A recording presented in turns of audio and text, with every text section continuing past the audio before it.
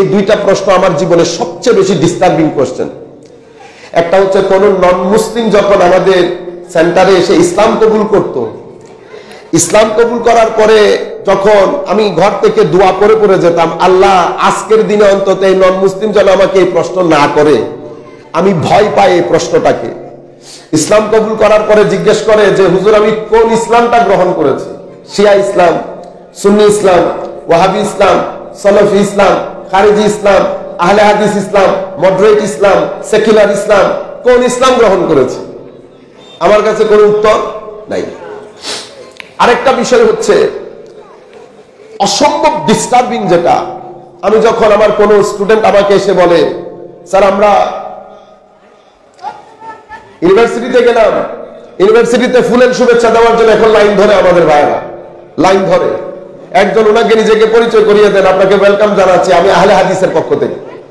আমি গালিগালাজ করছি না কাউকে, জাস্ট ফ্যাক্টটা আপনাদেরকে বলছি।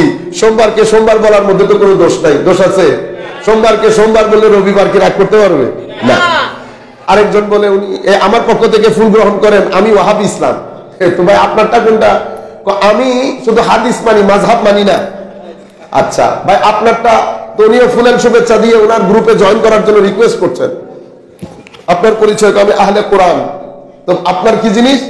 আমি হাদিস মানি না। ওমা ইনি হাদিস মানেন না, মাযহাব, ইনি মাযহাব মানেন না, হাদিস মানেন, কারণ মাযহাব 300 বছর পরে আসছে। উনি বলতেছেন আমি হাদিসই মানি না, কেন? তো হাদিসও 300 বছর পরে আসছে। ছেলে কনফিউজ না এখন। এরপরে ওনারটা ওয়াহাবি ইসলাম, সব মুনাফিক বিদআত, এখানে মুশরিক, আমরা ছাড়া কেউ মুসলমান নাই। আরেকজন তো আমারটা শিয়া ইসলাম, কি আহলে বাইত রাসূলের মহব্বত বড় জিনিস, আহলে বাইত রাসূলের মহব্বত বড় জিনিস, সাহাবায়ে কেরাম আহলে বাইতের উপর জুলুম করেছে, নাউজুবিল্লাহ বলেন। এর পরবর্তীতে এভাবে একটা একটা একটা করে আপনারা, আমি আর দলগুলা বলে আমার সময় নষ্ট করতে চাচ্ছি না, এগুলো আমরা আগেও বলেছি। আরেকজন বলছেন আমি সেকুলার মুসলিম। ভাইজান আপনার সেকুলার মুসলিম তো বুঝলাম না। তো সেকুলার মুসলিম বলতে হচ্ছে আমি এই মৌলবীদের গৌরব ধান্দার মধ্যে নাই। আমার যখন সময় হয় মসজিদের মধ্যে যাই, জুমা পড়ি, মাঝে মধ্যে পাঞ্জেগানা নামাজও পড়ি, কিন্তু আমি এই মৌলবীদের গৌরব ধান্দার মধ্যে নাই। আচ্ছা, তার পাশে আমি মডারেট মুসলিম। ভাই আপনারটা কোনটা? আমি এই নামাজ, দোয়া, তসবিহ, তাহলিল, আল্লাহর ওয়াস্তে আমাকে ক্ষমা করে দেন, আমি এগুলা পারি না, মৌলবিয়ানা কাজ।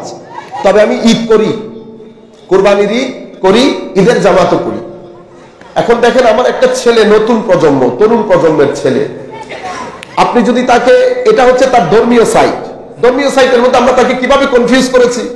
এখন এই ছেলে শেষ বিকালে শেষ লাইনে একজন বসে আছে, উনি বলতেছেন ভাইজান আমার কাছে আসেন, কেন? আমি কোন ধর্মকর্মে বিশ্বাস করি না, বুঝছেন, ফ্রি, যা মন চাই করেন, কোনো সমস্যা নাই, এনজয় করেন। ছেলেও চিন্তা করে যে এটা না ভালো, এখানে কোনো ডুস ডোন্টস নাই, যা মন চাই করতে পারবো, এটা সুবিধা, সেফ।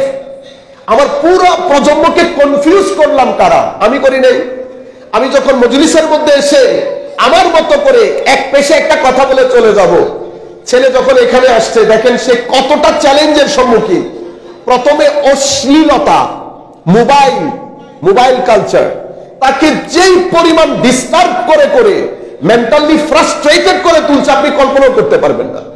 আপনি মনে করছেন করোনা কঠিন, করোনার চেয়েও তো মোবাইলের কারণে, অশ্লীলতার কারণে যেই পরিমাণ ডিপ্রেসড, যেই পরিমাণ ফ্রাস্ট্রেটেড, আগামী 2-5 বছর পরে আপনি তো ওই যে মহাসমুদ্রের মধ্যে যে আমরা সাঁতরাই, সেভাবে সাঁতরাতে হবে আমাদেরকে। মনে রাখবেন, ধর্ম ছাড়া আপনি সোসাইটিকে ফ্রাস্ট্রেশন থেকে বাঁচাতে পারবেন না, সোসাইটিকে অস্থিরতা থেকে বাঁচাতে পারবেন না। কাজে ধর্মের মাহলটা আমাদেরকে তৈরি করতে হবে।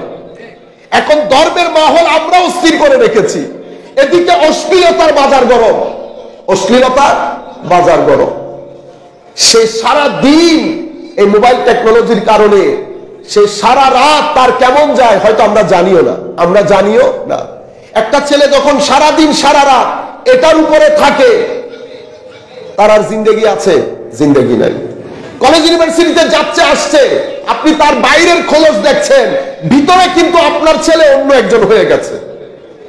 কারণ আমাদের কাছে ছেলেরা আছে, আমরা বুঝি তো কোন জায়গায় আমরা চলে যাচ্ছি, আমরা কোন জায়গায় সেলাই করব, স্টিচিং করব। একদিকে আমাদের মোরাল যে সাইড, নৈতিক যে সাইড, সেটা ড্রপ ডাউন হতে হতে আর নিচে জায়গা নেই। আরেকদিকে ধর্মীয় সাইটে আমরা একটা অস্থির পরিবেশ সৃষ্টি করে রেখেছি। সম্মানিত উপস্থিতি, এই দিকটার বুতই এই সময়টার দিকে ইঙ্গিত করে বোধহয় আমার নবী বলেছিলেন যে অনতি বিলম্বে কিছু দায়ী আসবে। কি আসবে? দায়ী। দায়ী মানে ওয়াইজ। আমরা কিন্তু ওয়াইজ না। আমি এখানে এসেছি, আমার একটা বিষয় আছে, বিষয়ে 1.5 ঘন্টা ক্লাস করাবো। ওয়াজ করা অনেক বড় জিনিস। ওয়াজের জন্য কপালের মধ্যে সিজদার নূর লাগে, সিনার মধ্যে সিজদার নূর লাগে, এশকে রাসূলের নূর লাগে, এশকে আলে বাইতের নূর লাগে। বুঝতে পেরেছেন? মুজাহাদা, মুশাহাদা, মুরাকাবা, এগুলার নূর লাগে, আখলাকে মুস্তাফার নূর লাগে। সকাল বিকাল আল্লাহ আল্লাহ রাসূলের রাস্তায় কাটাতে হয়, এরপরে না আমি আপনাকে নূর বিতরণ করতে পারবো। ওয়াজ করা মানে হচ্ছে নূর বিতরণ করা। এজন্য আমাদের আজকের মূল বিষয় হচ্ছে নূর। মূল বিষয় কি? নূর। আমাদের পক্ষে এই কাজ করা সম্ভব না। আমাদের উত্তর দক্ষিণ ঠিক নাই। এক কথা বলার সময় 3 বার মিথ্যা কথা বলি। ফারাইজে দিন কোনো আগামাতা নাই। তাহাজ্জুদ আমি সমুদ্রে নিক্ষেপ করলাম। তো এমন ব্যক্তি কি ওয়াজ করতে পারে? সংকট কখন তৈরি হয়, সমস্যা কখন তৈরি হয়, ফিতনা কখন তৈরি হয়? যখন এই চেয়ারের মধ্যে আমার মতো অযোগ্যরা বসে ফতোয়া দেওয়া শুরু করবে, তখন সমস্যা তৈরি হবে। কেন জানেন? যেমন তফসিরুল কোরআন মাহফিল, আমি কিন্তু তফসিরুল কোরআন মাহফিলে তফসির করার যোগ্যতা রাখি না, আমার বিষয় আলাদা।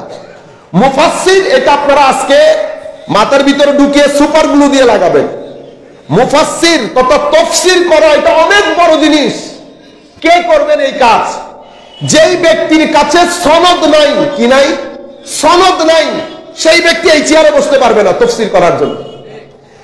আপনি যখন পার্লামেন্ট মেম্বার হয়েছেন, একটা সনদ লেগেছে, আমি কি গিয়ে বসতে পারবো? আমি যদি আমার 100 কোটি টাকা খরচ করে দিয়ে দেই কাউকে, আমি পার্লামেন্ট মেম্বারের চেয়ারে গিয়ে কোনো বক্তব্য রাখতে পারবো? কেন? কারণ এটা টাকার বিষয় না, শরীরের বিষয় না, পরিবারের বিষয় না, শিক্ষার বিষয় না, সনদের বিষয়। সনদ কে দেয়? জনগণ দেয়। তো এখানে যিনি তফসির করবেন, ওনার একটা সনদের দরকার হয়। কি সনদ? কার কাছে পড়েছেন, উনি কার কাছে পড়েছেন, এই সনদ যেতে যেতে যেতে আমার নবী পর্যন্ত যেতে হবে। এটাকে কি বলে? সনদ। আমরা কি বলি? এই সনদের জন্য উলামায়ে কেরাম, এই কেউ তাশকন্দ থেকে মিশরে যান, মিশর থেকে নর্থ আমেরিকাতে যান একটা সনদের জন্য, কিচ্ছু না, শুধু উলামায়ে কেরামের কাছে 3-4 পেজ পড়বে, পড়ে উনি উনার সনদের মধ্যে সিগনেচার করে দিয়ে দেবে। এতটুকুন জিনিস। তাহলে আমি কার কাছে পড়েছি, আমার কাছে কে পড়েছে? বুঝতে পেরেছেন? যেমন আমাদের হাশিমি সাহেব হুজুরের চট্টগ্রামে, আমি তো লোকাল উলামায়ে কেরামকে চিনি না, যদি চিন্তা ওনাদের এক্সাম্পল দিতাম। হাশিমি সাহেব হুজুর, হুজুর আপনি কার কাছে পড়েছেন? আমি পড়েছি মুফতি আমিনুল ইহসানের কাছে। বুঝতে পেরেছেন? এখন সিনার মধ্যে ধপ করে উঠে নাই, মুফতি আমিনুল ইহসানের ছাত্র। হুজুর আপনার কাছে কে পড়েছে? শেরে মিল্লাত উবাইদুল হক নঈমি, শেখ আজিজুল হক আল কাদরি, মুফতি নুরুল মুনাব্বার, জগৎ বিখ্যাত উলামায়ে কেরাম আমার ছাত্র। এরপর আমি সনদ দেখলাম, আমিনুল ইহসানের শিক্ষক যিনি জগৎ বিখ্যাত আলেম, এরকম বড় আলেমের সনদপ্রাপ্ত ছাত্র যখন চেয়ারে বসে কথা বলে, তখন ফিতনা হয় না? তখন ফিতনা হয়। কেন? কারণ তাদের কাছে ইলম আছে, তাদের কাছে সিজদার নূরও আছে, সিজদার নূরও আছে, ইখলাসের নূর, তাকওয়ার নূর, ওয়ারার নূর, সিনার ভিতরে নূর রাখেন, সারা দিন লাইব্রেরির মধ্যে কিতাবের মধ্যে ডুবে থাকেন।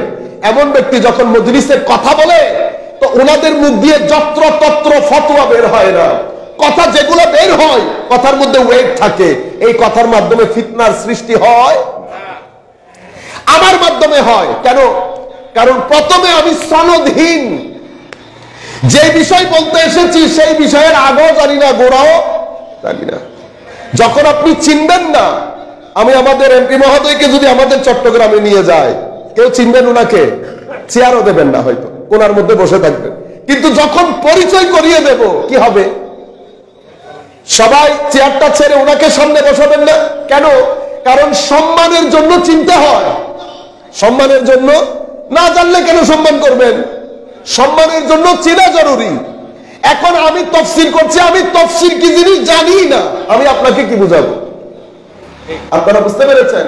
সেই কারণে যত্র তত্র ফতোয়া হচ্ছে। আরেক সমস্যা, ফিতনার বাজার গরম হয়েছে। ভাইরাল বক্তা, কি বক্তা? আমাদের আমাদের তরুণ প্রজন্ম, আমি বুঝি না মাঝে মধ্যে আপনাদের অবস্থা। বড় বড় আলেম স্টেজের এক কোনায় বেচারা দুর্বল হয়ে গেছে, বেচারা দুর্বল। সেদিন চট্টগ্রামে আমি আসছি, আমি আজ থেকে বলে দিয়েছি খবরদার আওয়াজ হবে না। আমার দাদার বয়সে আলেম বক্তব্য রাখছে, এত বড় আলেম মুফতি আহমদ হোসেন কাদরি। ছেলেরা কি আর মানে? ছেলেরা নায়রাই তকবীর দিয়ে ঢুকাইছে। বেচারা আলেম তো বেচারা চিন্তা করতে পারছে জাহেলের বাজারে, জাহেলের মানে মূর্খের বাজারে আলেম চুপ করে থাকা ভালো।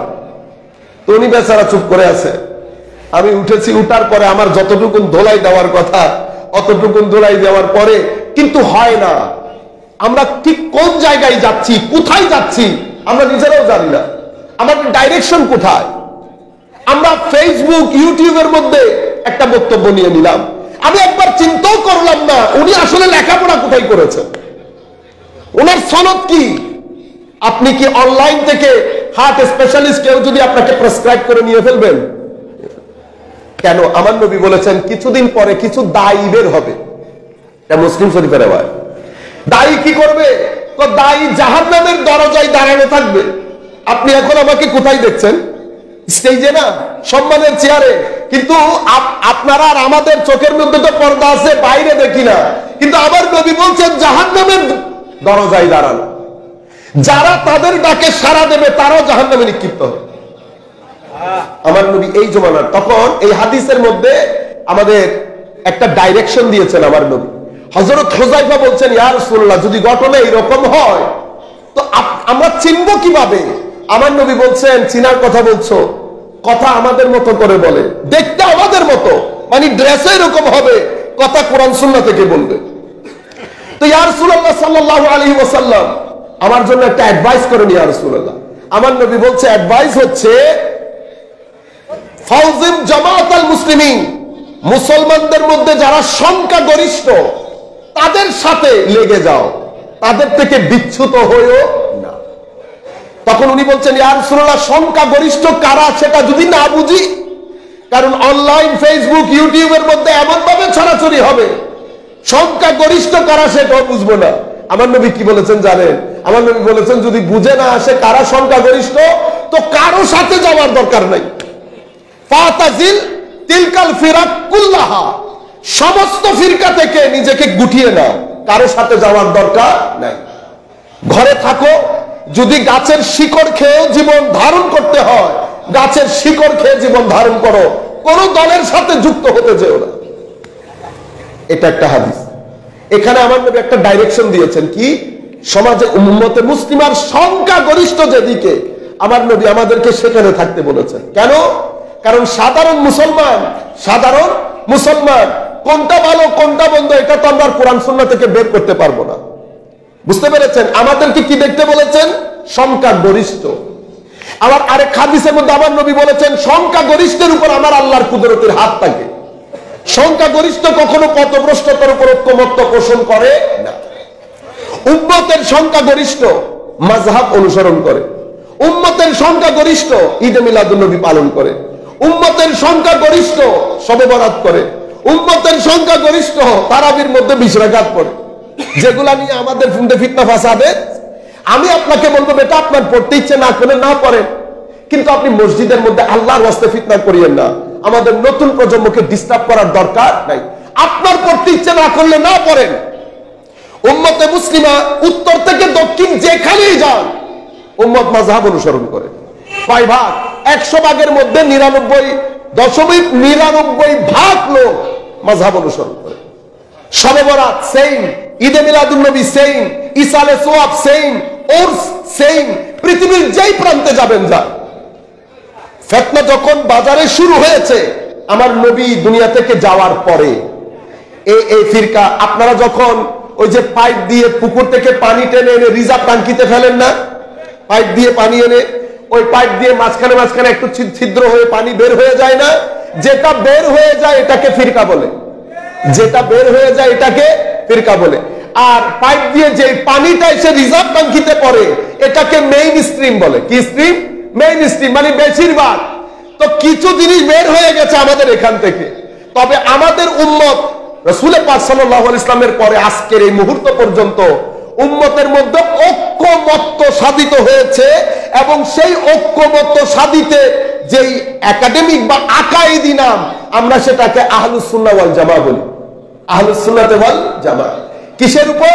আকীদায়ে আহলে সুন্নাহ, মাযহাব এবং নিসবতে আউলিয়া, এই তিনটা জিনিসের উপর উম্মত ঐক্যমত্য পোষণ করেছে সেই যুগ থেকে এই যুগ পর্যন্ত। আপনারা বুঝতে পেরেছেন? মিশর আল আজহার বিশ্ববিদ্যালয়, আমাদের এমপি মহোদয় বলেছেন, মিশর আল আজহার বিশ্ববিদ্যালয় একেবারে ইন লেটার এন্ড স্পিরিট। আমরা যে আকীদায় বিশ্বাসী ওনারাও সে, আমরা কিয়াম করি তারাও কিয়াম করে। সিরিয়াতে যান একই, দামেস্কে যান একই, প্যালেস্টাইনে যান একই, ইয়েমেনে যান একই। শুধুমাত্র ওই যে তেল পাওয়া মধ্যপ্রাচ্যের 2-3টা দেশ সরকারিভাবে, কিন্তু আপনি যদি ভিতর দিয়ে যান, ভিতরে ঢুকেন, যেমন আপনাদেরকে বলি কাবা শরীফের 5 মাইল দূরে, কাবা শরীফের, মক্কা শরীফের 5 মাইল উত্তরে বোধহয় আমাদের একটা রাস্তা আছে, রাস্তার নামই উনার নাম, শারে আলভী আল মালিকি, আলভী আল মালিকি স্ট্রিট। ওনার দরবার, ওনার আব্বা ইন্তেকাল করেছেন, উনি ইন্তেকাল করেছেন, কিন্তু ওনার দরবার এখনো পর্যন্ত কুল কায়নাতের মুফতি মুহাদ্দিস গিয়ে সেখান থেকে সনদ নেয়। আমরা গিয়েছিলাম 2002-এ, হুজুর তখন জিন্দা ছিলেন, হুজুর তখন জিন্দা ছিলেন। হারেম শরীফের মধ্যে ইলমে হাদিস, ইলমে কোরআন, ইলমে তাসাউফের দর্স দিতেন। আমরা গেলাম, সনদ নিলাম, সেখানে দর্সের মধ্যে বসলাম, মিলাদ কিয়াম সব কিছু হচ্ছে। সরকার ওনাকে, ওই সৌদি সরকার ওই জায়গাটা ওনাকে চৌহদ্দির মধ্যে বলেছে, যা করবেন চৌহদ্দির মধ্যে। আপনারা বুঝতে পেরেছেন? এই কথাগুলা বলার মূল কারণ হচ্ছে আমাদের যে প্রেক্ষাপট তৈরি হয়েছে এমপি মহোদয়ের বক্তব্যের কারণে। আমরা চাচ্ছি যে এই জিনিসগুলা কিছু কিছু জিনিস আপনাদেরকে ক্লিয়ার করি। শেষ পর্যন্ত আমার নবী সাল্লাল্লাহু আলাইহি ওয়াসাল্লাম বলেছেন, এই হাদিস যখন পড়ি তখন ইচ্ছে করে পাহাড়ের দিকে চলে যায়। আমার নবী বলেছেন, এমন একটা সময় আসবে ঈমান পুরা পৃথিবী থেকে পলায়ন করে মদিনা শরীফ চলে আসবে। আজীব বিষয় না? আন্নাল ঈমান ইয়ারিজু ইলাল মাদিনা কামা তারিজুল হাইয়াতু ইলা জুহরিহা। পুরা পৃথিবী থেকে ঈমান পলায়ন করে মদিনা শরীফ চলে যাবে, যেভাবে সাপ পলায়ন করে গর্তে ঢুকে যায়। কেন? ইয়া রাসূলুল্লাহ, মসজিদ থাকবে না, মাদ্রাসা থাকবে না, মুসলমান থাকবে না, এত মুসলমান, কোথাও ঈমানের জায়গা হবে না। আপনারা বুঝতে পেরেছেন? এই আখেরি যুগের এই ফিতনা। তো সেই যুগের মধ্যে 2 জন, মানে সমাজের মধ্যে যখন পছন্দ ধরে, তো 2 জন প্রথমে পৌঁছে যায়, একজন বিচারক আর একজন জ্ঞানী, একজন বিচারক আর একজন জ্ঞানী। সমাজের মধ্যে যখন এই 2 শ্রেণী পৌঁছে যায়, এই পচন পুরা সমাজকে পচিয়ে ফেলে। আমার নবী আরেক riwayতের মধ্যে বলেছেন, এমন একটা সময় আসবে 3টা জিনিস তো সোসাইটি থেকে উঠেই যাবে। কি ইয়া রাসূলুল্লাহ? ইখলাস উঠে যাবে, একনিষ্ঠতা, একনিষ্ঠতা। এবং সমাজের মধ্যে আলেমরা, আমাদের কথা বলেছে, আলেমরা আসমানের নিচে জমিনের উপরে সবচেয়ে খারাপ মানুষ আলেমরা হবে, আমাদের কথা বলেছে। কেন? ফিতনা আমাদের মাধ্যমে ছড়াচ্ছে। আল্লাহ রাব্বুল আলামিন আমাদেরকে বাঁচিয়ে রাখুন। আমরা আমাদের বক্তব্য এখান থেকে শুরু করি। আমার ভাইরা, ইনশাআল্লাহ আল্লাহ বাঁচাবেন, আল্লাহ বাঁচাবেন। আমার ভাইরা, আপনারা জানেন এই যে একটা লাইট দেখছেন না, লাইটটা কিন্তু জ্বলছে কিসের কারণে? কানেকশনের কারণে। কিসের কারণে? কানেকশন যদি লস হয় লাইটটা আর জ্বলবে না, লাইটটা জ্বলবে না কানেকশন লস হওয়ার কারণে। কিন্তু আরেক জায়গায় নিয়ে যদি কানেকশন দেন আবার জ্বলবে। তাইলে বোঝা যায় কানেকশন গুরুত্বপূর্ণ জিনিস। একটা হচ্ছে নিজের জ্বলার যোগ্যতা, আরেকটা হচ্ছে কানেকশন নেওয়া। কানেকশন গুরুত্বপূর্ণ জিনিস। কানেকশন ছাড়া উনি ওনার যোগ্যতার বহিঃপ্রকাশ ঘটাতে পারে না। আপনারা সুই ছিলেন, সুই যদি আমি এখন এখানে ফেলে দেই, সুই যেভাবে ফেলবেন সেভাবে পড়ে থাকবে, ডাইরেকশন পরিবর্তন করতে পারবে না। পারবে? সুইকে যেভাবে ফেলবেন সেভাবে, সুই কিন্তু ডাইরেকশন পরিবর্তন করতে পারে না। আপনারা কম্পাস চিনেন? কম্পাস, আমরা যে দূর দূরান্তে গেলে ক্যাবলা চেক করি না, ক্যাবলা। আমরা গেলাম ধরেন ময়মনসিংহ, ক্যাবলা চেক করব, ওই যেই সুই এর আগে স্টেজে ফেলে রেখেছি, ডাইরেকশন পরিবর্তন করতে পারে নাই, যেভাবে ফেলেছি সেভাবে। কিন্তু সেই সুই যখন কম্পাসের মধ্যে ঢুকিয়ে দিয়েছি, কম্পাস যখন এভাবে ধরলাম, কম্পাস দেখি উত্তর দক্ষিণ হয়ে গেছে। সুই কি হয়ে গেছে? উত্তর দক্ষিণ। সুই উত্তর দক্ষিণ হয়ে যায় না কম্পাস ধরলে?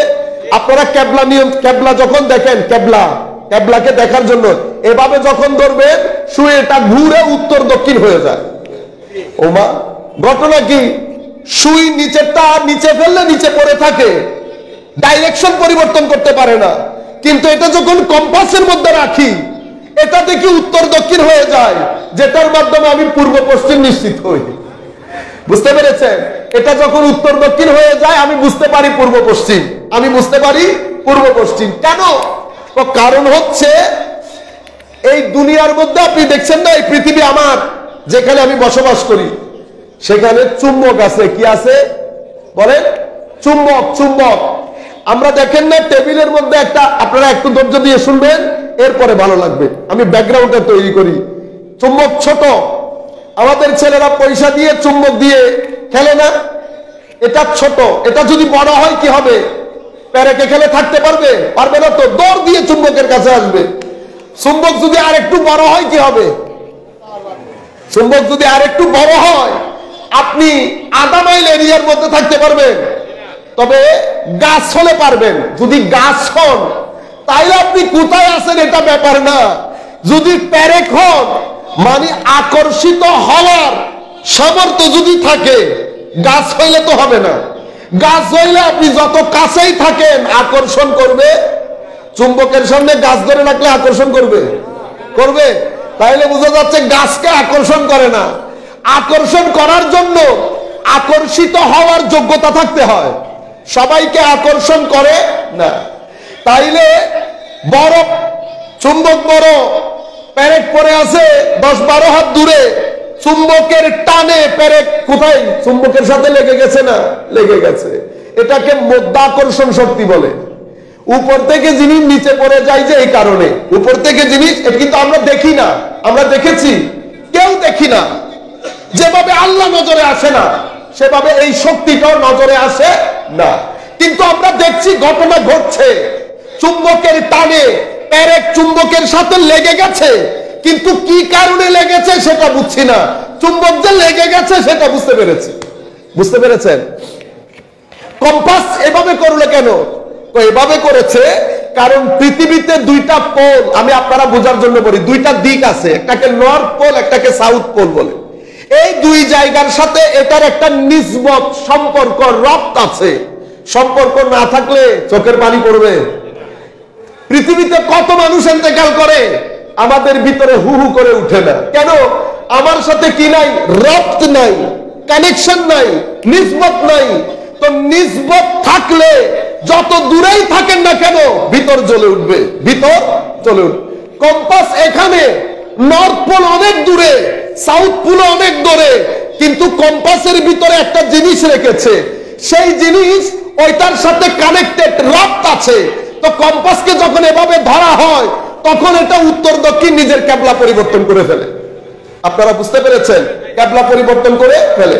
এটা তো একটা, এটা দুনিয়ার শক্তি। দুনিয়াতে যেরকম আল্লাহ রাব্বুল আলামিন একটা শক্তি বানিয়েছেন, অনুরূপ ভাবে আল্লাহ রুহানি ভাবে আরো একটা শক্তি আমাদের হেদায়েতের জন্য বানিয়েছেন।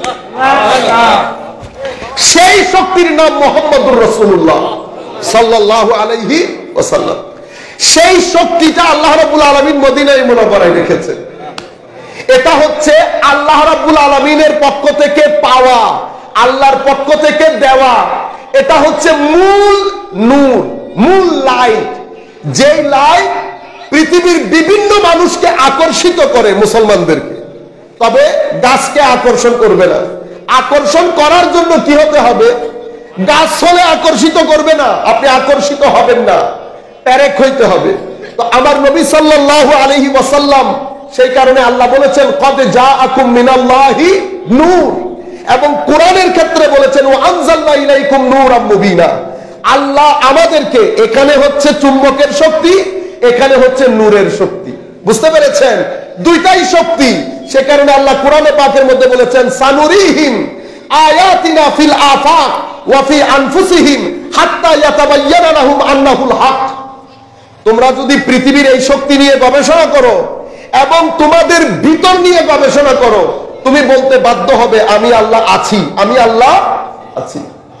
তাহলে আমি এখানে বলেছি প্যারেক চুম্বকের সাথে লেগে যাচ্ছে, অনুরূপ ভাবে ওখানেও একটা চুম্বকীয় শক্তি আছে, যেই শক্তির জন্য আমার এখানে ঈমান লাগবে। কি লাগবে? ঈমান। ঈমানের মধ্যে যদি ইশক না থাকে, আদব না থাকে, মোহাব্বত না থাকে, এটা আপনাকে আকর্ষিত করবে না, আকর্ষিত করবে না। আপনার চোখ ভিজিয়ে তুলবে না। কেন? কানেকশন নাই। কি নাই? কানেকশন নাই। তার আগে আমি আপনাদেরকে আরো একটা কথা বলি। আল্লাহ রাব্বুল আলামিন আমাদেরকে দুই ধরনের আয়াত দান করেছেন। কয় ধরনের আয়াত? দুই ধরনের আয়াত দান করেছেন। আয়াত মানে কোরআন শরীফের আয়াত আছে না, সেই আয়াতের কথা বলছে। আয়াত মানে নিদর্শন। কি জিনিস? নিদর্শন। তো একটা কোরআনের আয়াত, একটা দুনিয়ার আয়াত। একটাকে আল্লাহ বলেছেন, একটাকে বলা হয় আয়াতে মাসতুর, আর একটাকে বলা হয় আয়াতে মঞ্জুর। আয়াতে মাসতুর, আয়াতে মঞ্জুর। আয়াতে মাসতুর মানে লিখিত কিতাব। লিখিত কিতাব যেটা আমরা কোরআনে পাকের সূরাতে পড়ি, যার প্রত্যেকটা শব্দ, যার প্রত্যেকটা অক্ষর, যার প্রত্যেকটা আয়াত আপনাকে বলতে বাধ্য করবে যে এটা আল্লাহর পক্ষ থেকে এসেছে, এটা আল্লাহর পক্ষ থেকে এসেছে। এবং কোরআনে পাক সেটা সেদিন যেমন মুজিজা ছিল, আজকেও কোরআনে পাক মুজিজা। কিভাবে? সম্মানিত উপস্থিতি, দেখেন আমার নবী সাল্লাল্লাহু আলাইহি ওয়াসাল্লাম ইশারা দিয়ে চন্দ্র দ্বিখণ্ডিত করেন নাই? করেছেন। আপনি দেখেছেন? আমি দেখেছি। তা আমি যখন বাইরে গিয়ে বললাম এই কথা, উনি বলছেন আপনিও দেখেন না, আমিও দেখি না, এটা আমি বিশ্বাস করব না। বুঝতে পেরেছেন? আমি বলছি আমার নবী অস্তমিত সূর্যকে আবার উদিত করেছে, উনি বলছেন আপনি দেখেছেন? আমি বলছি দেখি নাই, আমিও দেখি নাই। কথাটা ঠিক না? তো কিছু মুজিজা আমার নবীর জামানায় আমার নবী করে দেখিয়েছেন। করে দেখানোর কারণে আমার নবীর আশপাশ সবাই বিশ্বাস করেছে উনি নবী, উনি নবী। নতুবি অস্তমিত সূর্য আবার আনতে পারার কথা না। একটা গাছকে ডাকলে গাছ কি আসবে? কিন্তু সেদিন গাছ এসেছে। চন্দ্র হাতের ইশারায় দ্বিখণ্ডিত করেছে, কিন্তু সেটা মুজিজা তাদের জন্য যারা আমার নবীর সময়কালে ছিলেন। তো আজকে আমার নবীর ধর্মের সবচেয়ে বড় মুজিজা কি? মুজিজা কোরআন। কিভাবে মুজিজা? কোরআন। সেটা আজকের জমানা না, কিয়ামত পর্যন্ত এটা মুজিজা হিসাবে থাকবে। কেন? আমি দ্রুত একটা কথা বলে পরে রিপিট করছি, কথাটা আগেও বলছি আমরা। আমি ধরেন আপনাকে বললাম, আপনি ধরেন বিজ্ঞানের লোক, আমি আপনাকে বললাম মানব সৃষ্টি কিভাবে হয়েছে। আপনি বলছেন মানব সৃষ্টি হয়েছে দুই ভাবে। প্রথমে মানুষকে মাটি দিয়ে সৃষ্টি করা হয়েছে, এই ধাপ, মাটি, পানি, আপনি আপনার মতো 7টা ধাপ বলেছেন। এই ধাপে প্রথমে মানব সৃষ্টি হয়েছে মাটি থেকে, এরপরে মা বাবার মাধ্যমে বায়োলজিক্যাল কনস্টিটিউশন বলি আমরা, এভাবে মায়ের পেটে সন্তান ভূমিষ্ঠ হয়েছে। কিভাবে? প্রথমে পানি, পানি থেকে এই ধাপ। আচ্ছা, কখন জানতে পেরেছেন? উনি বলেছেন এটা আমরা জানতে পেরেছি আজ থেকে 70-80 বছর আগে। আচ্ছা, এই এক্সাক্ট কথা যদি আমি আমাদের কোরআনের মধ্যে আপনাকে দেখাতে পারি যেটা 1400 বছর আগে এসেছে, আপনি বিশ্বাস করবেন? উনি বলবেন এটা হতে পারে না, এটা হতে পারে না। কেন? কারণ মুজিজার সামনে আপনি আপনার মুখ খুলতে পারবেন না। আমি যখন উনাকে এটা দেখালাম, উনি অবাক হয়ে গেছেন। কোরআনে পাকের মধ্যে যেটা আমরা 80 বছর আগে জেনেছি, সেটা কোরআন আমাদেরকে 1400 বছর আগে বলছে। তাহলে এটা আল্লাহর কিতাব ছাড়া কোন মানুষের পক্ষে বলা সম্ভব না। এটাকে মুজিজা বলে। এটাকে, যেটা যেমন আগুনের কাজ পুড়িয়ে ফেলা, আগুন যদি না পুড়ায় তাহলে এটাকে আমরা কি বলবো? মুজিজা। এটাকে কি বলবো? মুজিজা। মানে এমন ঘটনা যেটা স্বাভাবিকভাবে ঘটে না, যেটা মানুষদেরকে একটা চ্যালেঞ্জের মুখে ফেলে দেয়, সেটাকে মুজিজা বলে। মানুষ যেটা করে দেখাতে পারে না, সেটাকে মুজিজা বলে। বুঝতে পেরেছেন? আরেকটা জিনিস কোনটা? আচ্ছা, আপনারা পৃথিবীর সৃষ্টি সম্পর্কে জানেন? জানি। বলেন। উনি বলেছেন পৃথিবী এভাবে এভাবে এভাবে এভাবে সৃষ্টি হয়েছে। কখন জানতে পেরেছেন? 70-80 বছর আগে। আল্লাহ একই কথা আমার নবী কোরআনের মধ্যে 1400 বছর আগে বলেছেন। বুঝতে পেরেছেন? এই কারণে আমি জাস্ট এমনিতে একটা দুইটা গ্লিমস দিলাম। এই কারণে কোরআন সর্বকালের জন্য মুজিজা, সর্বকালের জন্য মুজিজা। কেন? কারণ কোরআনের প্রত্যেকটা আয়াত, প্রত্যেকটা শব্দ আপনাকে বলতে বাধ্য করবে যে এটা যার পক্ষ থেকে এসেছেন উনি সকলের স্রষ্টা। এই কারণে কোরআনকে নিদর্শন বলে। আরেকটা নিদর্শনকে বলে আয়াতে মনজুর। এটা আপনি দেখছেন, কি দেখছেন? প্রত্যেকদিন সকালবেলা আপনি দেখছেন সূর্য উদিত হচ্ছে, দিন, অতঃপর রাত, রাতের মধ্যে আপনার ঘুম চলে আসে, দিনের মধ্যে আপনার ভিতরে একটা শক্তি আসে। আপনি বিয়ে করার পর আপনারা দেখছেন সন্তান ভূমিষ্ঠ হচ্ছে। কিভাবে? একটা সন্তান আস্তে আস্তে ডেভেলপ করতে করতে মায়ের পেট থেকে বের হয়, বের হওয়ার পরে মায়ের মধ্যে আল্লাহ খাদ্যের ব্যবস্থা করেন এবং আপনি পুরা সন্তানটা বেড়ে ওঠা আপনার চোখের সামনে, আপনার চোখের সামনে। এরপরে আপনি কৃষি কাজ করেন, আপনি দেখলেন গাছ রোপণ করেছেন, গাছ রোপণ করার পরে এখান থেকে আস্তে করে পাতা, পাতা থেকে গাছটা আপনার চোখের সামনে হতে হতে হতে হতে বড় হয়ে গেছে। আপনি দেখছেন মানুষ, পৃথিবী, দিন রাত সবকিছু দেখার পরে আপনার কি মনে হয় না যে এটার পেছনে কেউ একজন আছে?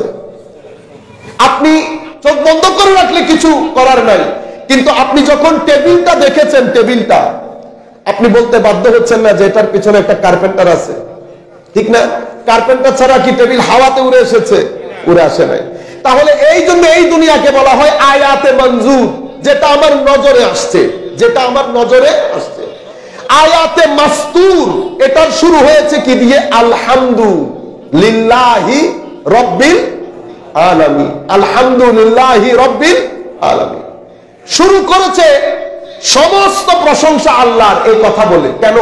কারণ আমার আল্লাহ বলছেন যা কিছু করেছি সবকিছু আমার মাধ্যমে হয়েছে, সুতরাং এখানে কারো প্রশংসা হবে না, প্রশংসা হলে আমি আল্লাহর হবে, প্রশংসা হলে আমি আল্লাহ হবে। বাকি আপনি যার প্রশংসাই করেন শেষ বিকালে এটা আল্লাহর প্রশংসাই হবে। এবং উনি বলছেন আমি রব্বুল আলামিন, আমি কুল আলামিনের পালন কর্তা। কিভাবে পালন করেন আল্লাহ? মা যেমন তার গর্ভের সন্তানকে পালন করেন, কিভাবে সেভাবে আমি তোমাদেরকে ছোট থেকে বড় করি, আমি তোমাদেরকে পালন করি। আপনারা বুঝতে পেরেছেন? এভাবে আল্লাহ রাব্বুল আলামিন আমাদের প্রতিপালক, কিয়ামতের জীবনের মালিক, এবং নিজের পরিচয় করিয়েছেন আর রহমান আর রাহিম। কি পরিচয় করিয়েছেন? আর রহমান, দুইটার অর্থই দয়ালু। মওলা দয়া কেন? দয়া ছাড়া পালন করা যায় না। দয়া ছাড়া, মা দেখেন না সন্তানকে, যদি দয়া না থাকতো রাতকে রাত না ঘুমিয়ে সন্তান পালন করতে পারতো না। সেই কারণে আল্লাহ নিজের পরিচয় করিয়েছেন আমি পরম দয়ালু, আমি তোমার যা প্রয়োজন তা তোমাকে দান করি, যা প্রয়োজন তা তোমাকে দান করি। আর রাহিম, এই রহমতটা কিয়ামতের জন্য। পরকালে আমি সবাইকে রহমত করব না, যাদের যোগ্যতা আছে শুধু তাদেরকে রহমত করব। আপনারা বুঝতে পেরেছেন?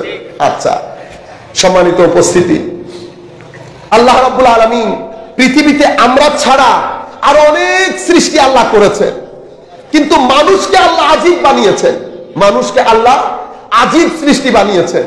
কেন? কারণ মানুষের ভিতরে, এই জিনিসটা, এই পয়েন্টটা আপনারা খেয়াল করবেন, মানুষের ভিতরে আল্লাহ দুইটা জিনিস দান করেছেন, দুইটা সিঁড়ি বলতে পারে। একটা সিঁড়ি নিচের দিকে যায়, আর একটা সিঁড়ি উপরের দিকে যায়।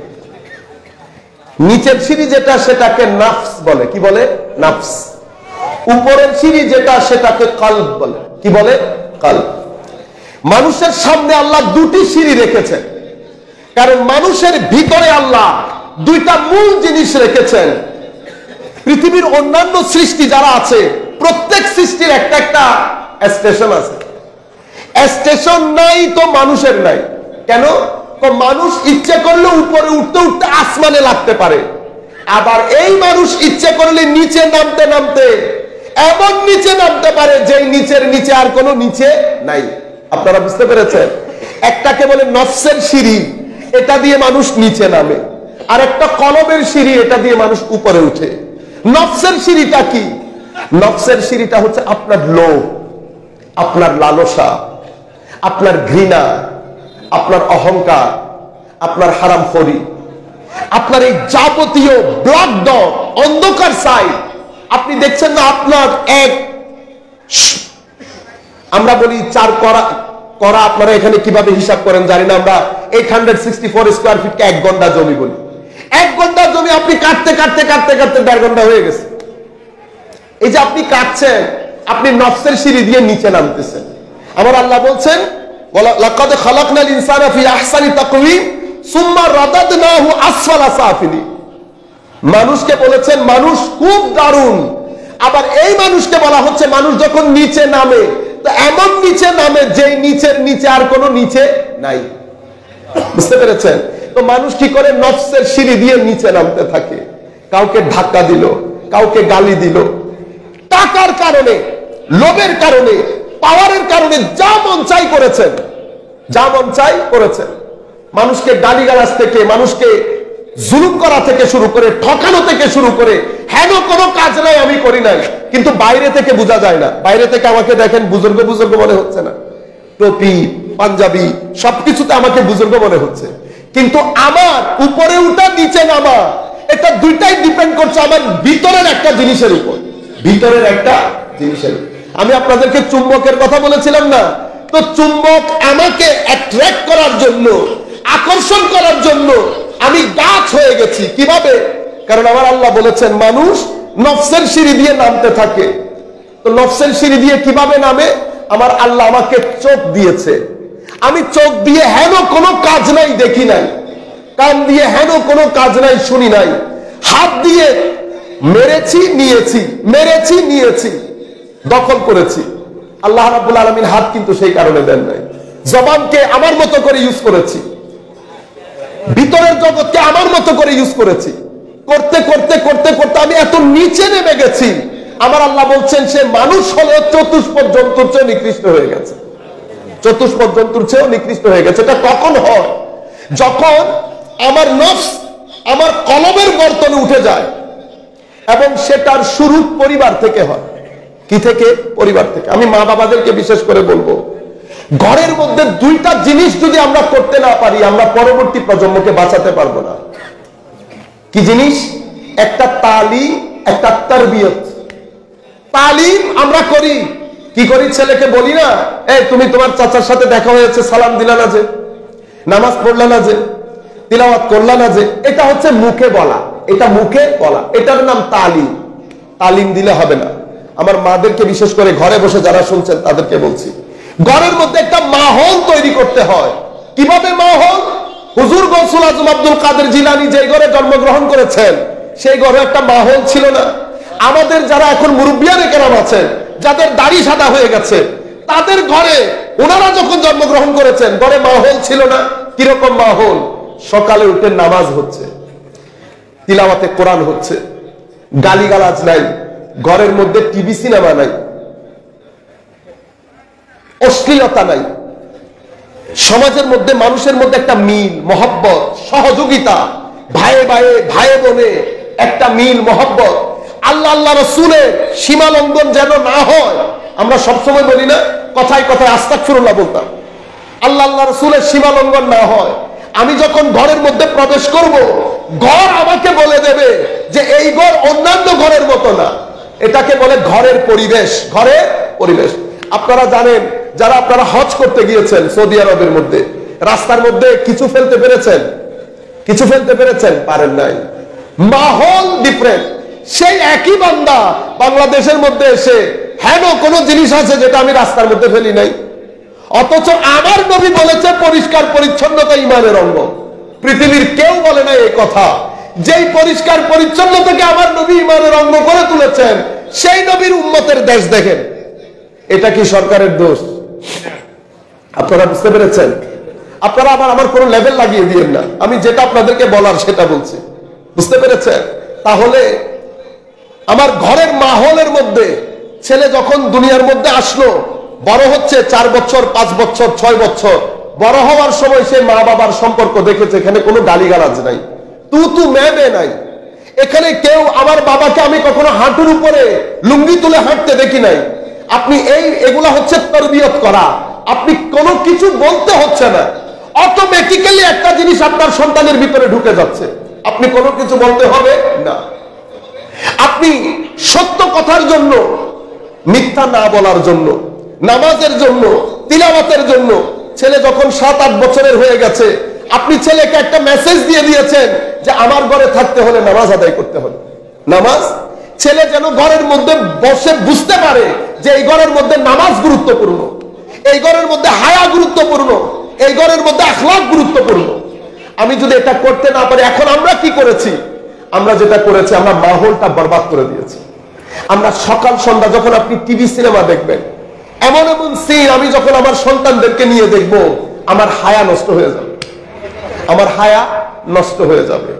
এরপরে যখন আমি, মনে রাখবেন মা বোনদেরকে বিশেষ করে বলছি, যা কিছু করব 5-6 বছর বয়স থেকে 12 বছর বয়স সন্তানের এই লিমিটের মধ্যে যদি আমি তাকে কি বানাতে চাচ্ছি এই ডিজাইনটা যদি দিয়ে ফেলতে না পারি, পরবর্তীতে আপনি ডিজাইন দিতে পারবেন না। কেন? স্বর্ণের মধ্যে ডিজাইন কখন দিতে হয়? স্বর্ণ আগুনের মধ্যে পোড়ানোর পরে নরম থাকে না?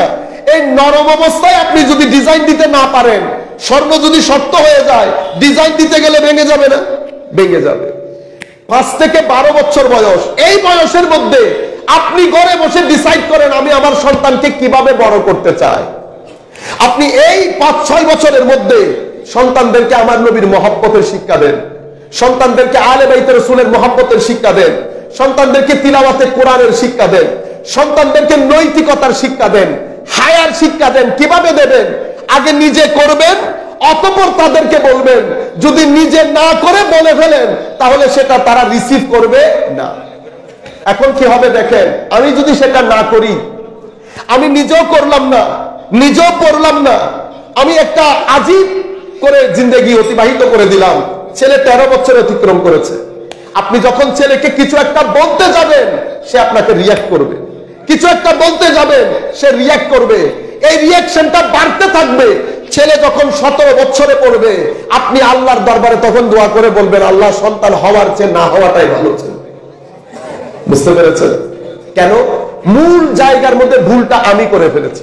হুজুর গৌসুল আজম আব্দুল কাদের জিলানী রাদিয়াল্লাহু আনহু দুনিয়ার মধ্যে যখন তশরিফ আনছিলেন, একদিক থেকে মা বাবা যদি ভালো শিক্ষিত হয়, ছেলেরাও কিন্তু শিক্ষিত হয়। এটা জানেন তো আপনারা?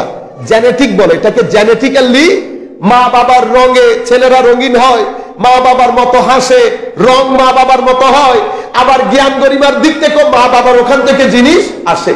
তো আমার গৌসুল আজম যখন দুনিয়াতে আসছেন, আসার আগে মা এবং বাবা দুইজনই আহলে বাইতে রাসূল ছিলেন, হাসানি হুসাইনি ছিলেন।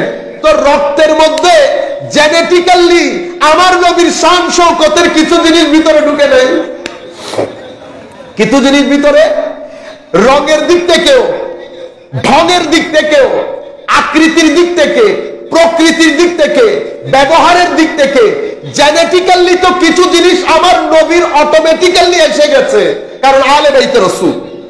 বুঝতে পেরেছেন?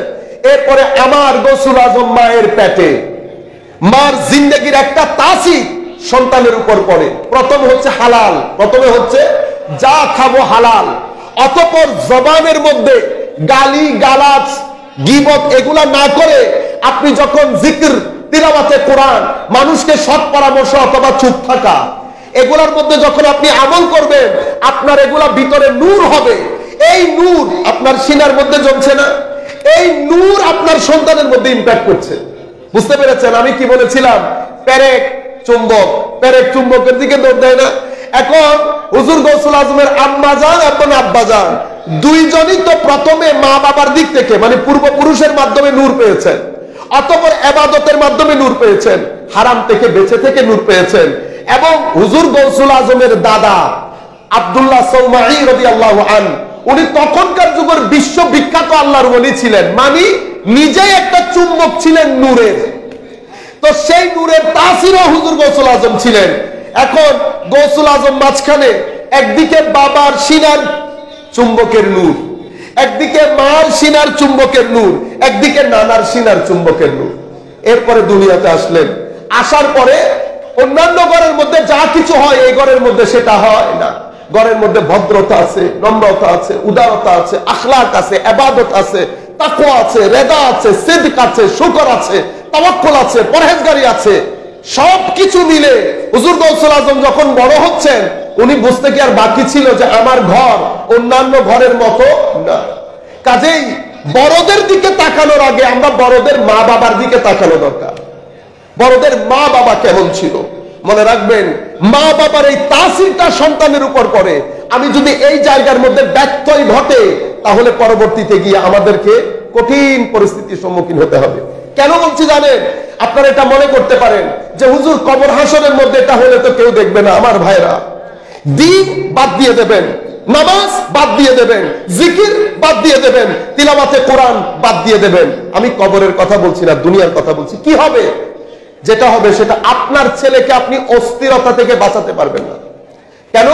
কারণ এগুলা বাদ দিলে অশ্লীলতা যেভাবে জেঁকে বসেছে, আমি আমার পরিবারকে অশ্লীলতা থেকে বাঁচাতে পারবো না। অশ্লীলতা মানুষকে অস্থির করে তুলে।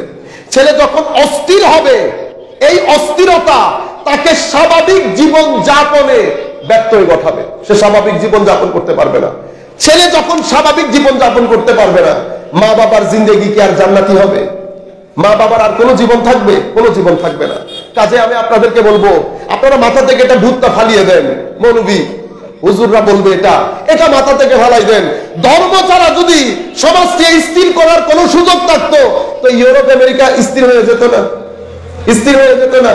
আপনারা জানেন, ইউরোপ আমেরিকার মানুষের চেয়ে আমাদের দেশের মানুষ অনেক সুখী। আমি ব্রিটিশ পুলিশে জব করেছি 1 বছর। সমাজকে খুব কাছ থেকে দেখার সুযোগ হয়েছে আমার।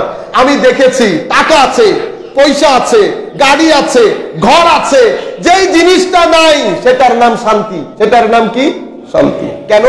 কারণ শান্তির সাথে আপনার কলমের সম্পর্ক, কলমের সাথে কলমওয়ালার সম্পর্ক। আপনি যদি কলমের সাথে কলমওয়ালার সম্পর্ক কেটে দেন, জিন্দেগি অতিবাহিত হয়ে যাবে আপনার ভিতরে, আপনি শান্তি পাবেন না। আফ্রিকার গভীর জঙ্গলে থাকা আমার ভাই পেটের খিদায় আত্মহত্যা করে না, কিন্তু ইউরোপ আমেরিকার লোক সেকেন্ডে সেকেন্ডে আত্মহত্যা করে। কিসের কারণে? অস্থিরতার কারণে। অস্থিরতার কারণে। কেন? কারণ আমরা আমার নবী ছেড়ে দিয়েছি, আমরা দিন ছেড়ে দিয়েছি। আধুনিকতার নাম দিয়ে, মডার্নাইজেশনের নাম দিয়ে আমাদের সমাজের মধ্যে হঠাৎ করে একটা পরিবর্তন। আমরা অতিমাত্রায় লোভী হয়ে গেছি, অতিমাত্রায় প্রতিযোগিতামূলক জীবন যাপনে অভ্যস্ত হয়ে গেছি। মনে রাখবেন, সমাজের মধ্যে যদি প্রতিযোগিতা আসে, সমাজ অস্থিরতার দিকে চলে যাবে। সমাজের মধ্যে যদি স্থিরতা চাই, সহযোগিতা লাগবে। সহযোগিতা কি? আমার কাছে আছে, আরেকজনের কাছে না, আমি তাকে সহযোগিতা করব। আমি তাকে সহযোগিতা করব, মুখের হাসি দিয়ে হলে সহযোগিতা করব।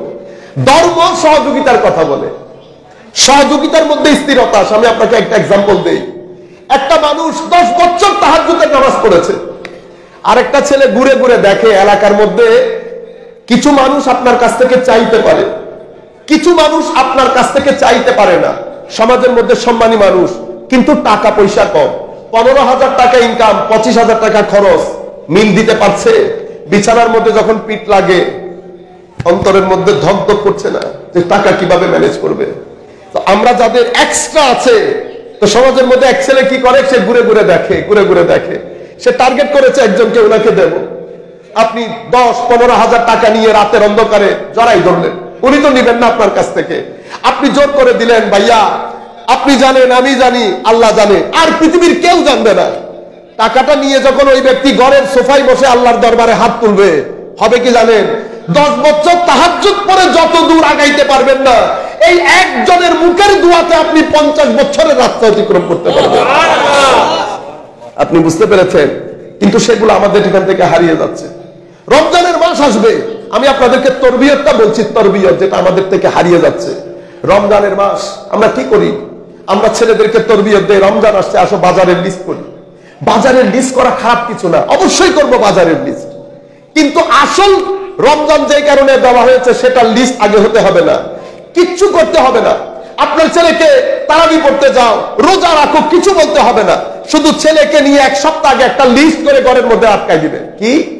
আমরা ইফতার এতটা থেকে এতটা, সাহারি এতটা থেকে এতটা, তাহাজ্জুদ এতটা বাজে, কোরআনের তিলাওয়াত এতটা বাজে, নামাজ ওই মসজিদে যাব, এত রাকাত এভাবে পড়ব।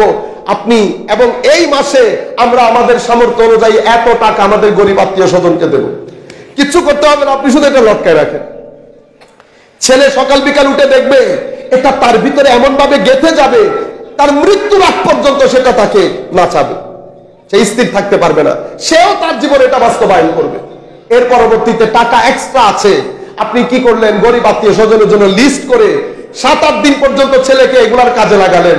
বাজার থেকে গেলেন, কিনলেন, বাক্স করলেন, নাম লিস্ট করলেন, আত্মীয় স্বজনের কাছে বন্টন করলেন, অতঃপর ছেলেকে নিয়ে আল্লাহর দরবারে দোয়া করলেন, আল্লাহ আমাকে তুমি যে তৌফিক দিয়েছো, আমার ছেলেটাকে সেই তৌফিক দান করো। আপনি কিছুই বলতে হবে না। এই ছেলে যতদিন পৃথিবীতে বেঁচে থাকবে এই তরবিয়ত নিয়ে সে বাঁচবে। এটাকে তরবিয়ত বলে।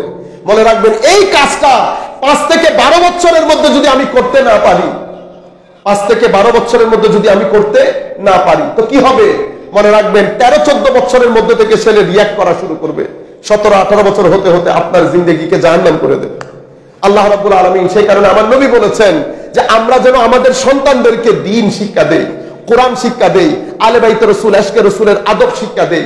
আমাদের মধ্যে এত ফিতনা ফাসাদ কেন দেখছেন? ফিতনা ফাসাদ দেখার মূল কারণ হচ্ছে, পৃথিবী যখন ধর্ম ছেড়ে দিচ্ছে তখন মুসলমানরা ধর্মের দিকে ঝুঁকছে এবং পুরো পৃথিবীর মানুষের মধ্যে ইসলামের প্রতি একটা মহব্বত জন্মেছে। কেন? কারণ পৃথিবীর মানুষের মধ্যে অস্থিরতা আছে, আমাদের মধ্যে অস্থিরতা নাই। করোনার মধ্যে সবাই আত্মহত্যা করেছে, সব সোসাইটির লোক। আমাদের মুসলমানদের মধ্যে, আমাকে আমার সামনে মুরব্বী জিজ্ঞেস করতেছে, সাইফ তোমাদের মধ্যে টেনশন লাগে না? তোমরা যে মসজিদে যাও। আল্লাহ কেন টেনশন লাগবে? পৃথিবী তুমি দেখছো না এখন অবস্থা মহামারী? আল্লাহ না, মহামারীর জায়গা, এটা আমার আল্লাহর উপর, থাকলে থাকবো, না থাকলে নাই। 2 দিন আগে আর 2 দিন পরে, সে কল্পনার বাইরে। এটা তারকে এত ইফেক্ট করছে এবং সে আমাকে বলছে যে তোমাদের যদি কোনো ধর্মগ্রন্থ থাকে আমাকে একটু দিও, আমি একটু দেখবো। বুঝতে পেরেছেন আপনারা? আল্লাহ রাব্বুল আলামিন এই ধর্ম আমাদেরকে দান করেছেন। পুরো পৃথিবীর মানুষের মনে মুসলমানদের এবং ইসলাম সম্পর্কে একটা ভালোবাসা আছে, এই জন্য মানুষ ধারাবাহিকভাবে ইসলাম কবুল করছে। এই জিনিসটা অনেকের সহ্য হয় না। এই কারণে আমাদের তরুণ প্রজন্মের মধ্যে ফিতনা ফাসাদ সৃষ্টি করার জন্য যারা সব সময় টাকা পয়সা দিয়ে এগুলা করায়, তারা এগুলা করছে। এই কারণে আপনি দেখছেন নতুন নতুন মত, ভবিষ্যতে আরো অনেক মত দেখবেন, ভবিষ্যতে আরো অনেক মত দেখবেন। 4টা জিনিস মাথায় রাখবেন, ডানেও দেখবেন না, বামেও দেখবেন না। রাসূল করিম সাল্লাল্লাহু আলাইহি ওয়াসাল্লামের মহব্বত, আলে বাইত রাসূলের মহব্বত, সাহাবায়ে কেরামের আদব, নিসবতে আউলিয়া এবং মাযহাবের অনুসরণ, এগুলা করবেন। আর মনে রাখবেন, ওয়াজ 2 ধরনের হয়, বক্তব্য কয় ধরনের? 2 ধরনের। এক ধরনের বক্তব্যের মধ্যে যুব সমাজের অন্তর অস্থির হয়ে উঠবে, ঘৃণার জন্ম হবে, গালাগালি হবে, ফিতনা হবে, ফতোয়া হবে, আল্লাহ রাসূলের সম্মানকে আপনার মতো মনে হবে, উলামায়ে কেরামকে তুচ্ছ তাচ্ছিল্য মনে হবে, কিছুই না। যখন এই ধরনের আপনার ভিতরে জাগ্রত হবে, আপনি মনে করবেন আপনি রং প্লেসে আছেন। আর আপনি ভালো বক্তার বক্তব্য শুনছেন, কিভাবে বুঝবেন? যখন আপনার অন্তর বিগলিত হবে, আপনার অন্তরের মধ্যে কেন যেন আপনার চোখগুলা ভিজে যেতে চাইবে, চোখ ভিজে যেতে চাইবে, ভিতর কেন যেন একটু এশক, আদব, তাজিম, কাশ যদি একটু আগ থেকে ইবাদত করতে পারতাম, কালকে থেকে যদি নামাজ শুরু করে দিতে পারতাম।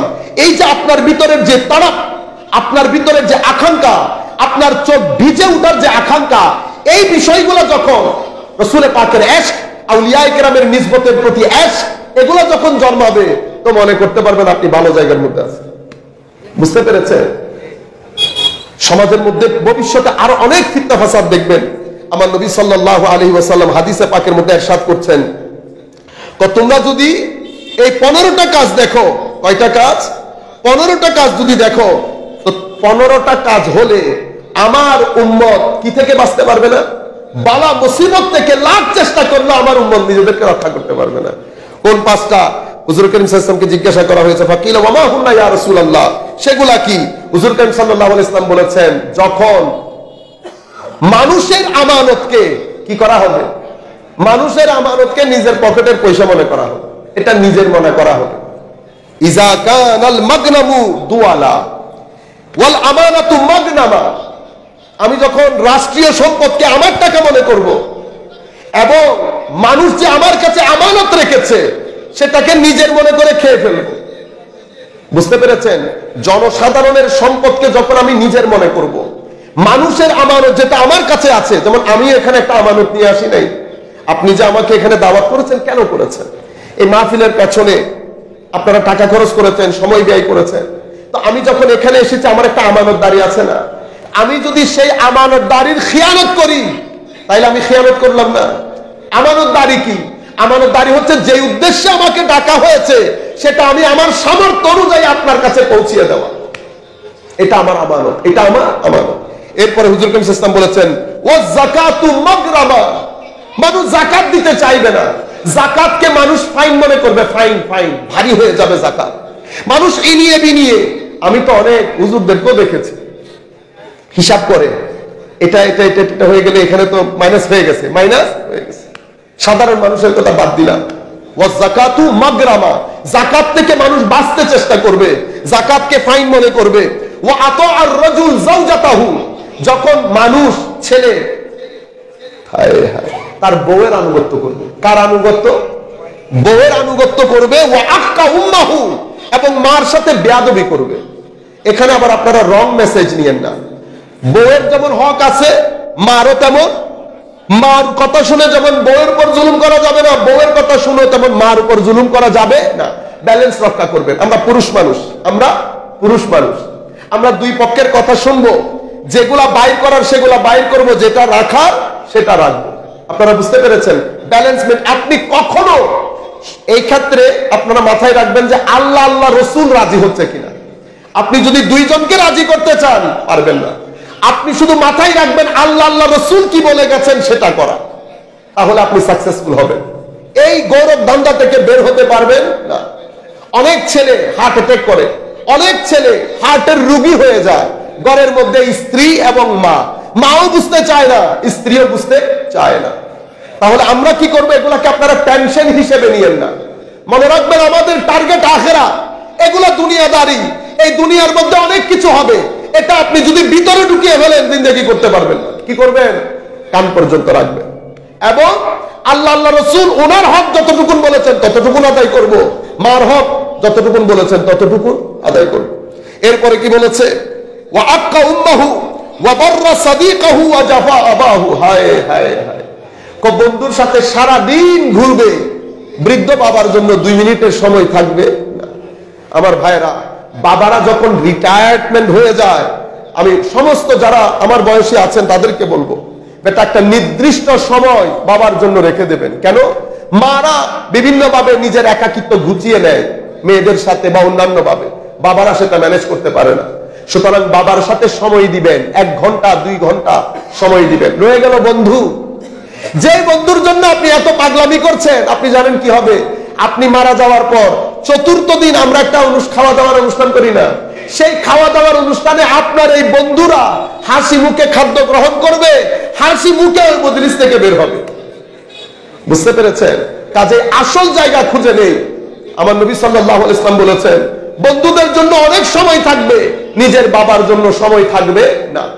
এরপরে আমার নবী সাল্লাল্লাহু আলাইহি ওয়াসাল্লাম বলেছেন, ওয়ারতাফাতিল আসওয়াতু ফিল মাসাজিদ, মসজিদের মধ্যে উচ্চ স্বরে মানুষ কথা, মানে মসজিদের মধ্যে মারামারি ফিতনা ফাসাদ জন্ম নেবে। মানুষ কেউ কাউকে মানবে না, একদিক থেকে এ বলে উঠবে, একদিক থেকে ও বলে উঠবে, মসজিদের মধ্যে আওয়াজ বুলন্দ হবে। এর পরবর্তীতে আমার নবী সাল্লাল্লাহু আলাইহি ওয়াসাল্লাম বলছেন, ওয়া কানা যাঈমুল কওমে আরজালাহুম, এবং সমাজের মধ্যে যারা নেতৃস্থানীয় লোক হবে, কারা হবে? যারা সমাজের সবচেয়ে খারাপ লোক, তারাই যোগ্যতার চেয়ারে বসবে। এর পরবর্তীতে আমার নবী সাল্লাল্লাহু আলাইহি ওয়াসাল্লাম বলছেন, ওয়া উকরিমার রাজুলু মাখাফাতা শাররিহি, মানুষকে সম্মান করা হবে, যদি সম্মান না করি সে আবার আমারে কোন ফান্দের মধ্যে ফেলে দেয়, কোন ফান্দের মধ্যে ফেলে দেয়। তার কাছ থেকে আমি ক্ষতির আশঙ্কা করছি, এই ক্ষতির আশঙ্কা করার কারণে আমি তাকে সম্মান করছি। হুজুর কারীম সাল্লাল্লাহু আলাইহি ওয়াসাল্লাম ইরশাদ করছেন, ওয়া শুরিবাতিল খুমুর, মানুষ বিভিন্ন নামে মদ পান করবে, গান বাজনা বিভিন্ন নাম দিয়ে এগুলার আয়োজন হবে। আমার নবী সাল্লাল্লাহু আলাইহি ওয়াসাল্লাম বলছেন, যখন অতি মাত্রায় এই কাজগুলা হবে, তখন আপনি বুঝতে পারবেন আমার উম্মতকে বালা মুসিবত আমার উম্মত বাঁচতে পারবে না। কোরআনের আপনি যদি আমাকে একেবারে শুরু থেকে শেষ পর্যন্ত আপনি যদি বলেন, হুজুর কোরআনের শিক্ষাটাকে আপনি আমাকে 2-3 লাইনের মধ্যে বলেন, আমি আপনাকে 4 লাইনের মধ্যে কোরআনের শিক্ষা বলি। আল্লাহ যেটা বলেছেন একেবারে শুরু থেকে শেষ পর্যন্ত পুরা কোরআনের শিক্ষার ফিগার আউট যদি করি, কোরআনের শিক্ষা হচ্ছে আল্লাহ ছাড়া কারো ইবাদত করব না, নাম্বার 1। নাম্বার 2 হচ্ছে আল্লাহর ইবাদতের পরে যার সম্মানের প্রতি আমি সর্বোচ্চ নজর দেব সেটা হচ্ছে মা বাবা, সেটা হচ্ছে মা বাবা। কিরকম সম্মান করতে হবে? উফ শব্দ বের না হয় মতো সে আন্দাজে সম্মান করতে হবে। নাম্বার 2। নাম্বার 3, সমাজের মধ্যে গরিব আত্মীয় স্বজন, পাড়া প্রতিবেশী, তাদেরকে কষ্ট না দেওয়া, তাদেরকে সহযোগিতা করা। নাম্বার 3। নাম্বার 4, নাম্বার 4 হচ্ছে কোন অসহায় গরিব মানুষের সম্পদ অন্যায়ভাবে গ্রহণ না করা। 4 নাম্বার। 5 নাম্বার কি? 5 নাম্বার হচ্ছে অশ্লীলতা না করা, না অশ্লীলতার কাছেও না যাওয়া। ওয়ালা তাকরাবুজ জিনা। কেন? অশ্লীলতার যদি তুমি কোনো কারণে অশ্লীল হও, স্ট্রাইট অ্যাওয়ে সমাজ থেকে বিয়ে প্রথা বন্ধ হয়ে যাবে। বিয়ে প্রথা ইংল্যান্ড আমেরিকার মধ্যে বিয়ে প্রথা বন্ধ হয়ে গেছে না? আমরা যদি এভাবে চলতে থাকি 15-20 বছরের পরে আমার ছেলে বিয়ে করতে চাইবে না, আমার মেয়েও বিয়ে করতে চাইবে না। কেন? কেউ কাউকে বিশ্বাস করবে না। আপনি যখন অতিমাত্রায় ফ্রি হয়ে যাবেন, বিশ্বাস করবে না। যদি বিয়ে হয়েও যায় 2-3 মাসের চেয়ে বেশি টিকবে না, যেটা ইংল্যান্ড আমেরিকার মধ্যে হচ্ছে। আপনারা বুঝতে পারছেন? সেই কারণে আমার নবী বলেছেন ওয়ালা তাকরাবুজ জিনা, জিনার পাশেও যাওয়া যাবে না। আর কি? আর এরপরে হচ্ছে মানুষকে ঠকানো যাবে না, মানুষকে ঠকানো যাবে না। এই আপনি যদি পবিত্র কোরআনের শুরু থেকে শেষ পর্যন্ত টিচিংস গুলাকে ফিগার আউট করেন, এটা কোরআনের শিক্ষা। এবং আমাদেরকে বলেছে আমরা কেমন হব? তোমরা চেষ্টা করিও আসল মুমিন হওয়ার জন্য। আসল মুমিন কি? আসল মুমিন হচ্ছে চেষ্টা করিও নামাজটাকে কায়েম করার জন্য। নামাজ কায়েম কেমনে করে? নামাজ কায়েম করবা মানে তোমার সামনে 2টা সিঁড়ি রেখেছিলাম না, একটা সিঁড়ি দিয়ে তুমি নিচে নেমে যাচ্ছ, সেটা কোনটা? সেটা নফসের সিঁড়ি। এটা তোমাকে গালিগালাজে বাধ্য করবে, মিথ্যা বলতে বাধ্য করবে, অশ্লীলতায় বাধ্য করবে।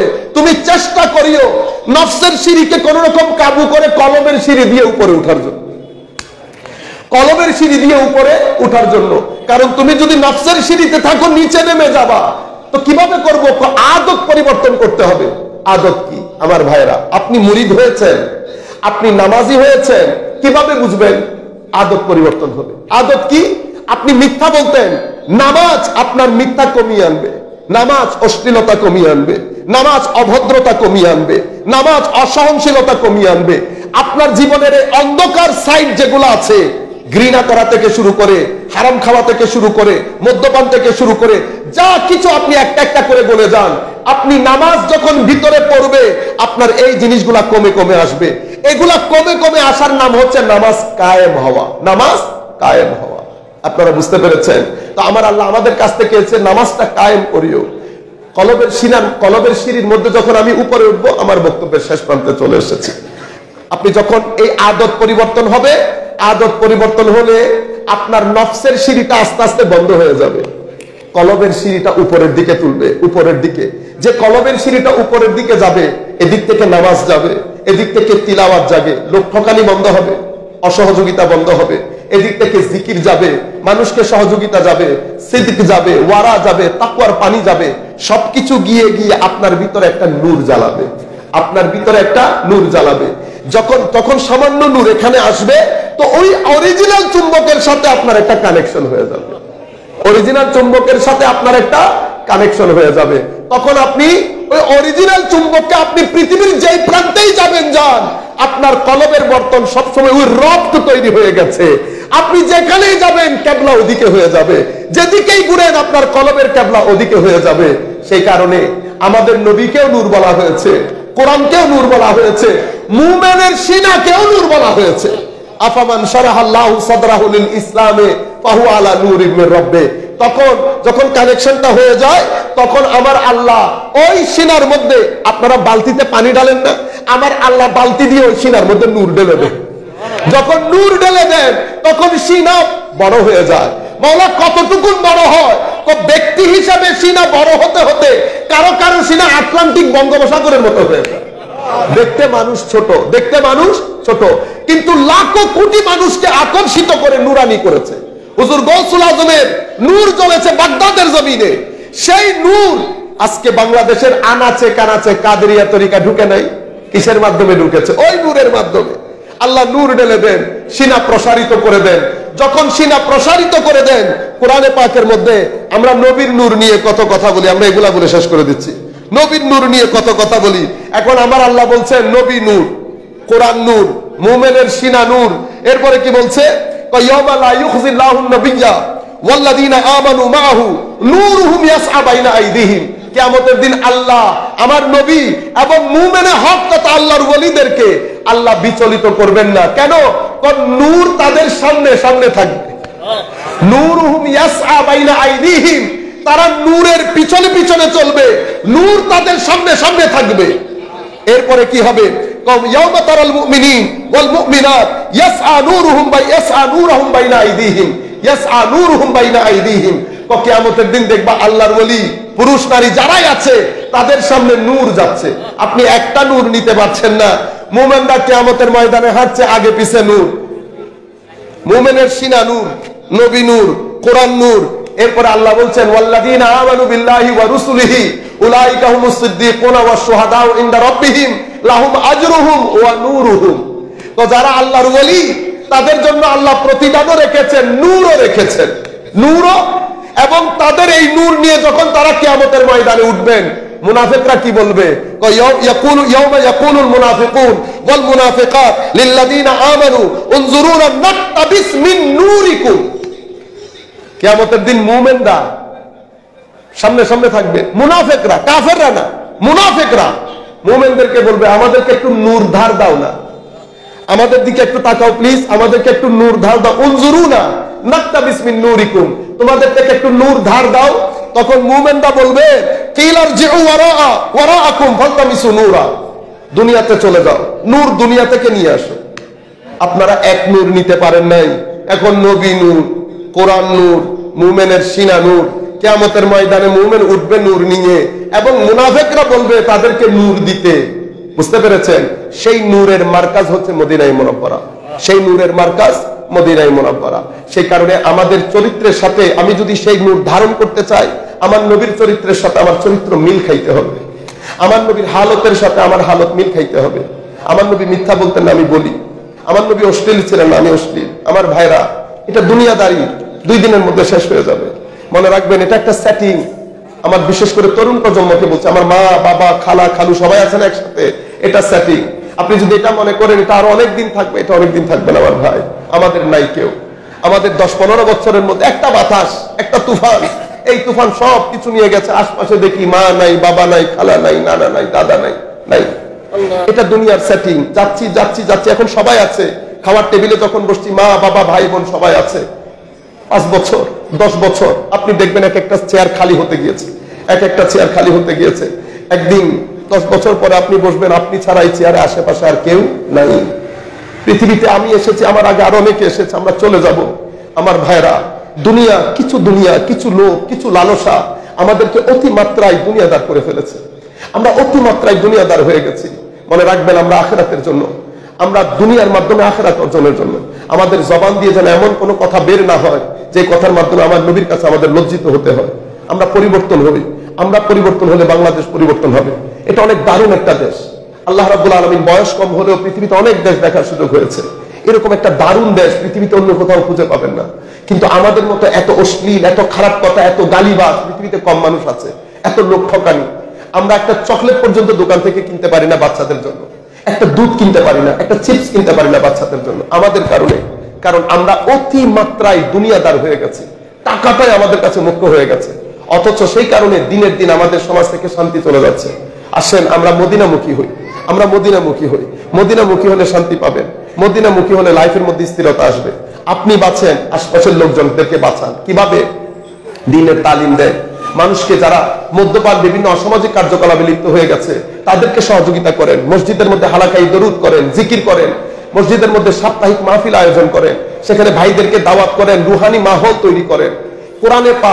কোরআনে পাক এটা এক একটা অক্ষর আপনার সিনা জ্বালিয়ে দেবে যদি পড়তে পারেন। আপনি ABC পড়েন, আপনার ভিতরে আঘাত করবে না। কিন্তু কোরআনে পাকে দেখেন, আলিফ লাম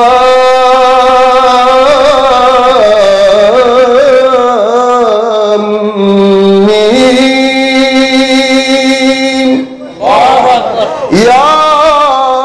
ইয়াসিন